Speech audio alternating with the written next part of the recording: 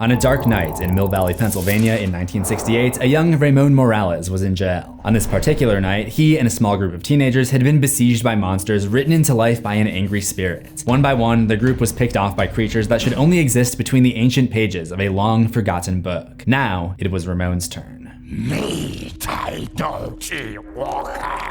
The Jangly Man was coming. The 2019 film adaptation of the popular horror book series Scary Stories to Tell in the Dark was dutiful in recreating some of the most popular monsters from the series, written by Alvin Schwartz and illustrated by Stephen Gammell. Fan favorites Harold the Scarecrow and the Pale Lady are among the creatures lifted from the pages to walk and talk on the big screen, whose creature designs were revealed ahead of the film. The Scary Stories fandom and other Super Bowl viewers were stunned at the accuracy to Gammell's original infamous artwork. The Jangly Man, twisting and tearing its body apart in pursuit of Ramon, was received with awe as well for the intense visage of its off-center face and backwards limbs. There's just one wrinkle. The Jangly Man never existed in the original Scary Stories series. To learn who, or rather, what the Jangly Man is, stick around to the end of this video. This video is sponsored by Gaurdio.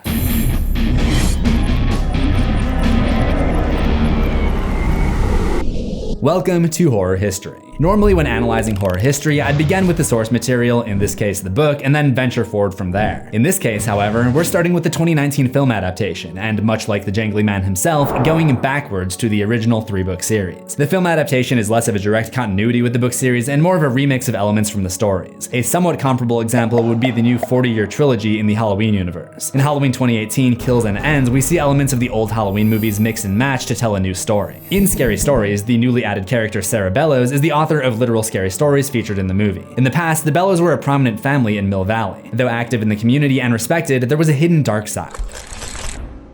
The Bellows had a secret, a daughter, that they never allowed to leave the house. The myth is that there was something really off about her. To keep her silence, Sarah was imprisoned in the basement until her death, but legend held that she would read stories through the walls to curious children on the other side. Fast forward to the 1960s, where a group of socially awkward teens find Sarah's magic book and, of course, release the cursed contents onto themselves and the town itself. Rip Tommy. Here's where things take a turn. Original Scary Stories to Tell in the Dark book creatures are definitely present, but the Jangly Man, who appears as the final boss in the film's finale, is not one of them. Oh my god, what is that? I said the same thing. However, there are many familiar elements. So in order to understand the Jangly Man, hey, I kinda like that, we need to pull him apart piece by piece.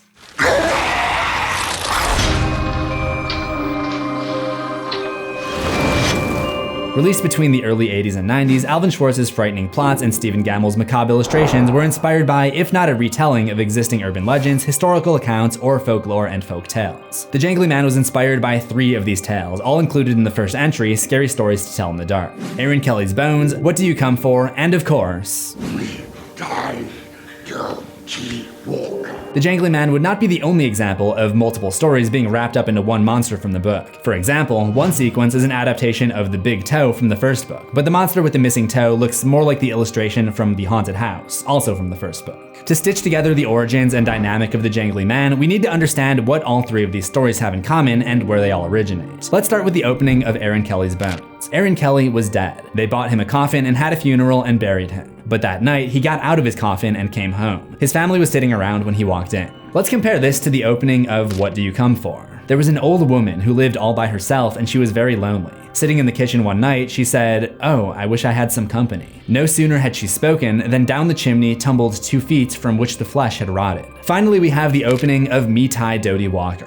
There was a haunted house where every night a bloody head fell down the chimney. At least that's what people said. So nobody would stay there overnight. Then the rich man offered $200 to whoever would do it. And this boy said he would try if he could have his dog with him. So it was settled. So far we have all the activity taking place at night, at home, and each involves the idea of company coming over. As all 3 stories progress, the element of separated limbs is introduced. In Aaron Kelly's Bones, the titular character dances himself apart. The fiddler fiddled and dead Aaron danced. Then Aaron fell apart, collapsed into a pile of bones, all except for his bald head bone that grinned at the fiddler, cracked its teeth, and kept dancing. In What Do You Come For? A body tumbled down, then 2 arms and a man's head. As the woman watched, the parts came together into a great gangling man. And Me Tai Doty Walker. Soon the boy heard the singing again. Now it was coming down the chimney. Me tai do ti walker. The dog sang right back. Lynchy, kinchy, kali, mali, dingo, dingo. Suddenly, a bloody head fell out of the chimney. Despite the parallels listed above, there's no singular entity that each of these stories seems to be inspired by or derived from. That's because the Jangly Man isn't a legend or myth. This is folklore. And folklore rarely deals with a literal creature, but rather explores traditional concepts. In the concept covered by Aaron Kelly's Bones, What Do You Come For, and Me Tai Do Ti Walker, that is eventually expanded into the 2019 film, is death. The Jangly Man is coming. While you might not have to worry too much about staying safe from horrific monsters coming out of a book, you do still need to be vigilant about safety when browsing the web. That is where Gaurdio comes in. Gaurdio is a browser extension that protects users from online threats like malware, phishing, and annoying browser notifications. For example, you may have encountered dangerous pop-ups while streaming content on other platforms. Gaurdio will immediately block malicious sites and mal-advertising pop-ups so that you can watch streaming without worrying. Just add Gaurdio's browser extension from the Chrome or Edge web store and you'll be able to perform a free security scan to detect existing threats. My entire job takes place online, so I do my best to keep my system clean. So I was very surprised to have all of these threats. After the scan, you get a 7-day free trial for full protection. After that, you can decide if you want to continue. It's risk-free due to their 30-day money-back guarantee policy. Right now, Gaurdio is offering a special deal, 20% off the monthly subscription for horror history viewers. Because we've seen enough horrors, we don't need them in our browser. So if you want a clean and secure browsing experience, again, go to guard.io/CZsWorld, link in the description, and check out their affordable premium plan for full protection.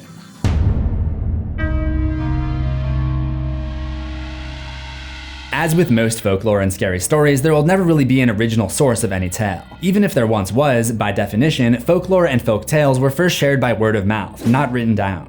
The origins of some folklore can stretch back past the Middle Ages, meaning the details and even the tone have changed depending on the culture of the time. Harold out of Scary Stories 3 is a good example. He's often referred to as a scarecrow, yet the term scarecrow is never used in the original Scary Stories entry, nor when traced back to his origins in the Alpine regions of Europe does the word scarecrow ever come up. The Jangly Man enters Scary Stories to Tell in the Dark at the climactic ending. This monster has easily the longest runtime in the film and is introduced by Ramon as a camp story that really scared him as a kid. Our two remaining heroes, Stella and Ramon, find themselves behind bars because Ramon ran away after being drafted into the Vietnam War. He didn't want to end up like his older brother, who was shipped back to his family in pieces. Last week when I got my draft notice, they just send you there to die. As the policeman questions them, the power goes out and their attention is drawn to the dog standing at the fireplace. This dog seems to live at the police station and fills the role of the chanting dog from Me Tai Do Ti Walker, although this dog doesn't speak. He just runs away before this happens. The stunned cop tries to shoot his new friend, but that doesn't seem to do much. The head is soon joined by a cascade of limbs and its torso, much like in the story, What Do You Come For? Like many antagonists we'd seen up to this point, the Jangly Man plays on its victim's specific fears. In this case, Ramon's less than happy memories of his brother arriving back home in pieces after the war. By the way, the name, the Jangly Man, comes from the campfire story from his youth. It seems to be a slightly altered version of the description in What Do You Come For, which mentions body parts coming together into a great gangling man. And that is exactly what happens.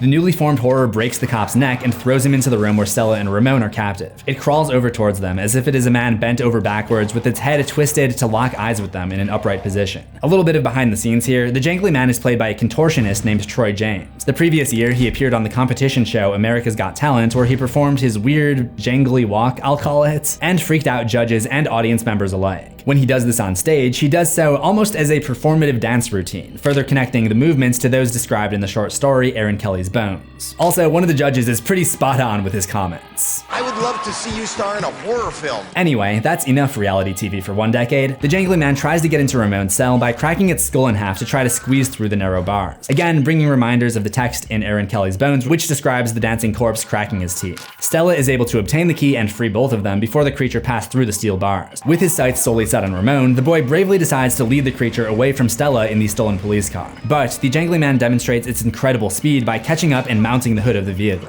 In a Michael Myers moment, he uses his hand to smash the passenger side window from above, and Ramon tries everything he can to shake the living nightmare loose, but to no avail. He resorts to crashing the car into a huge truck, pinning old Jangly between the two motor vehicles, where he falls apart piece by piece, our last reference to Aaron Kelly's bones. With no room to escape, Jangly's body falls back apart, allowing him to slip down between the police car and the moving truck. Then he reassembles himself once more. It seems like he can break himself apart and rebuild himself at will, making him pretty much impossible to defeat. He tracks Raymond back to the Bellows house, where he flips his way onto the second floor landing. Like, dude, there are stairs. He breaks down the door of the room Ramon is hiding in and stalks around on all fours looking for him. After realizing that Ramon is hiding under a table, he perches himself in the ceiling and waits for his victim to come out so he can drop down and attack. He holds the boy up by his neck, choking him, but luckily for Raymond, the Jangly Man falls apart once more as Stella convinces Sarah Bellows to release her rage and let go of her stories in another room, and the scattered pieces of his body seem to just disappear. As far as we can tell, that is the end. But it's not the end of this viewing session, for you, because I've got other Scary Stories episodes lined up in that playlist to the left. If you love horror, remember to subscribe to CZsWorld for new horrors every week, ring the death bell and select all notifications, and I will see you in the next one. Assuming we both survive.